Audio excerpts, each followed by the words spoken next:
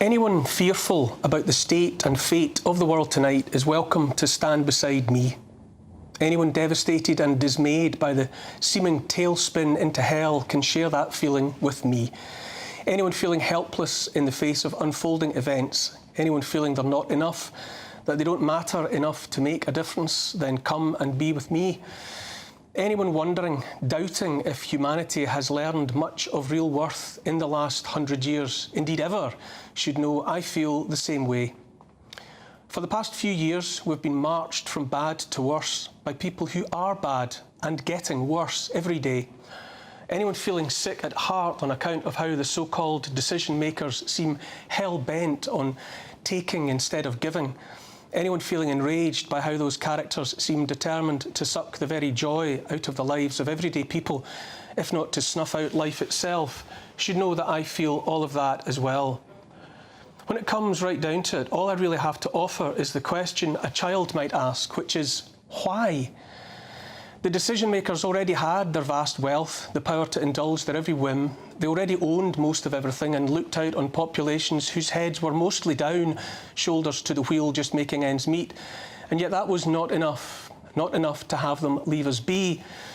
Anyone who watched the daylight robbery of our rights and freedoms and who looked on helplessly at the deliberate sacrifice of physical and mental health on the altar of a supposed pandemic, who understands the totalitarian power over our lives being sought right now by the World Health Organization, who watched the easy segue into war in Ukraine with 500,000 dead Ukrainians and counting, and thousands upon thousands of dead Russians.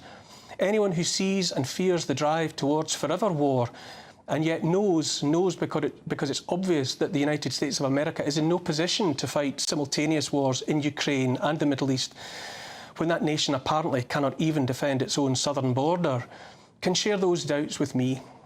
Anyone who thinks the rest of the West surely can't defend itself either, when all its might and money has been shipped to Ukraine or flushed down the toilet in pursuit of net zero. Anyone who writhes in disbelief at the realisation our leaders care only about boosting the profits of arms dealers and drugs dealers can come and sit with me. Anyone here in the UK who looks on at Rishi Sunak and Keir Starmer, our Prime Minister and our Leader of the Opposition, and shudders at the thought and asks how in the name of all that's holy did we find ourselves asked to choose between two men who, by their every action, have failed the people of this country in every measurable way, join me by all means. Neither of those puppets and their ilk represents the people, you and me. They have no intention of representing the people. Instead, they obey on their knees the commandments of the corporate gods they worship. An MP worth knowing, Andrew Bridgen, fought tooth and nail for a debate on excess deaths, the undeniable truth that more people of all ages are dying every day when compared to previous years. 20 times he asked for that debate before it finally happened, and this week he stood in an all but empty chamber, the guilty parties staying away in droves, almost in their entirety, while one man asked questions about life and death that none of his colleagues cared to contemplate, far less answer. Who are these spineless, graceless non-entities? Why should we regard them, far less listen to a word from any of their mealy mouths, supposing their snouts were ever out of the trough long enough for any of them to listen, far less to speak, or is that squeal?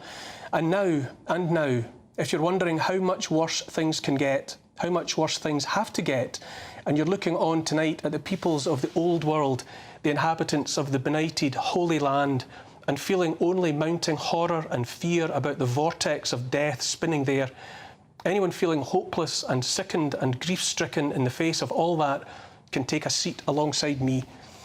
Anyone who knows that the world is on the cusp of radical, irreversible change and fears the path we're being forced down, let me assure you, I fear it too. The poets have known the truth of it. Irishman W.B. Yeats, born into a country that has known more than its share of spilled blood, horror and grief, was especially clear-eyed. Things fall apart, he said, the centre cannot hold. Mere anarchy is loosed upon the world. The blood-dimmed tide is loosed, and everywhere the ceremony of innocence is drowned. The best lack all conviction, while the worst are full of passionate intensity. And what rough beast, its hour come round at last, slouches towards Bethlehem to be born? And then again, in The Stolen Child, he imagined a youngster snatched away from the world of the living, a world more full of weeping, he wrote, than he can understand. How true is that for all children, that the world's more full of weeping than we could ever understand? How can we endeavour to understand what's happening now? The endless sadness of lost children, dead children, and they're all our children in the end. What are we then? Who are we then? And by we, I mean our species that we call humankind. Depending on what you read and what you believe, we may have been here upon this earth for 200,000 years. Our fortunes have waxed and waned. There are apparently 8 billion of us alive all at once, right now, this moment. We're capable of anything and everything. Some human hands painted the ceiling of the Sistine Chapel. Others torture and murder their fellow human beings without a care in the world. A human mind came up with "burn, baby, burn." Another wrote, "Thanks to the human heart by which we live, thanks to its tenderness, its joys and fears, to me the meanest flower that blows can give thoughts that do often lie too deep for tears." How is it that both those thoughts are side by side in the human soul?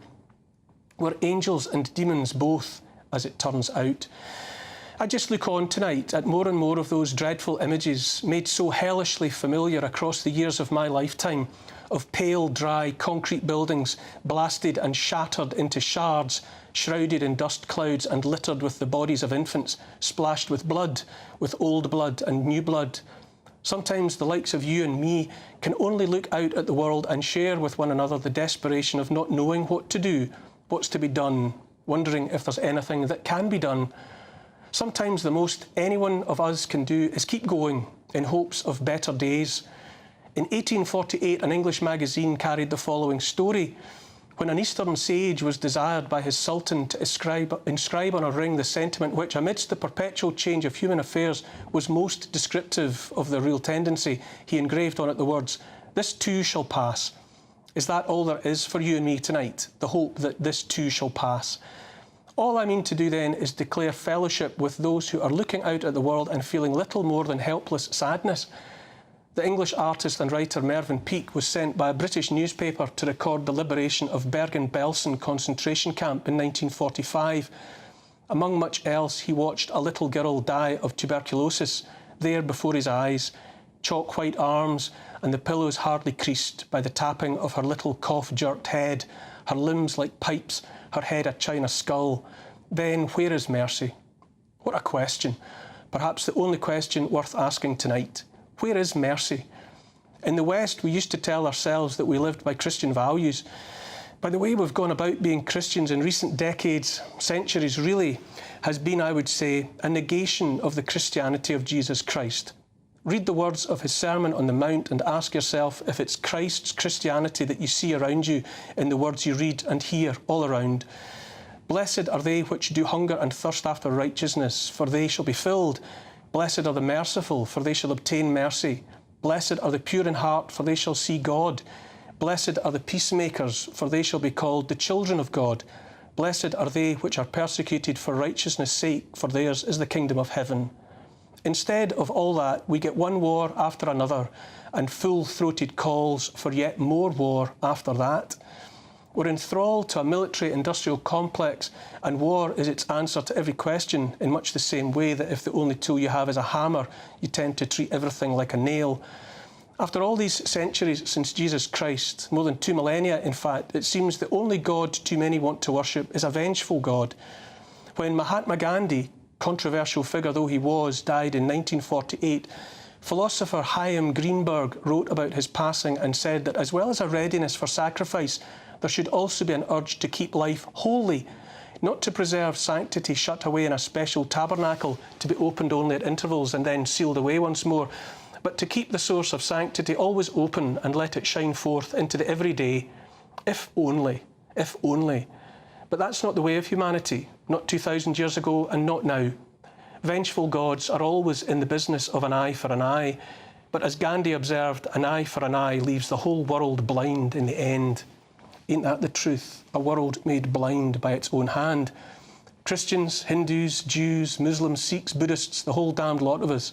How can we look each other in the eye when we've yet to look ourselves in the eye? So much death, supposedly in the name of God. You must look down on his creation and wonder why he bothered. Here's the thing.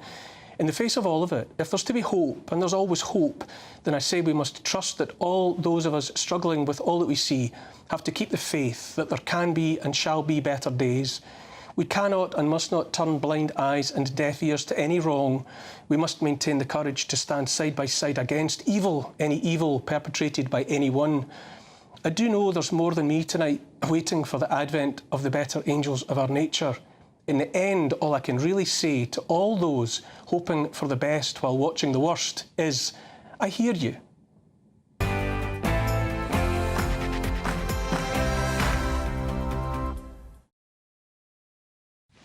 That's just my thoughts. You're free to disagree. Keep tweeting and emailing all through the show. You can email gbviews@gbnews.uk. You can tweet me as well at gbnews, and I'll try to get to comments later in the show if time allows. Join me tonight.